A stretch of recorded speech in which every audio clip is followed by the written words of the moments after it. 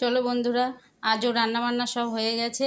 কি কি রান্না করেছি তোমাদেরকে দেখাচ্ছি। আজও বেশি কিছু রান্না করিনি। চলো কি কি রান্না করেছি। এখানে একটা রান্না, এখানে একটা রান্না, এইটা একটা রান্না।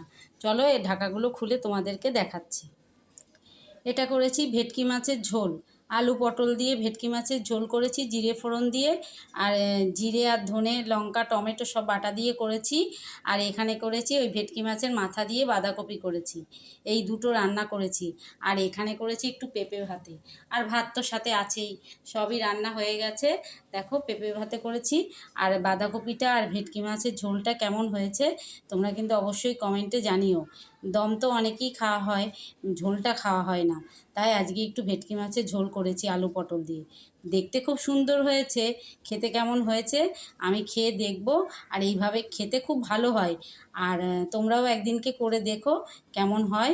ঠিক আছে, কেমন হয়েছে তোমরা কমেন্টে জানিও। আর ভালো লেগে থাকলে লাইক শেয়ার আর একটা সাবস্ক্রাইব করে নিও।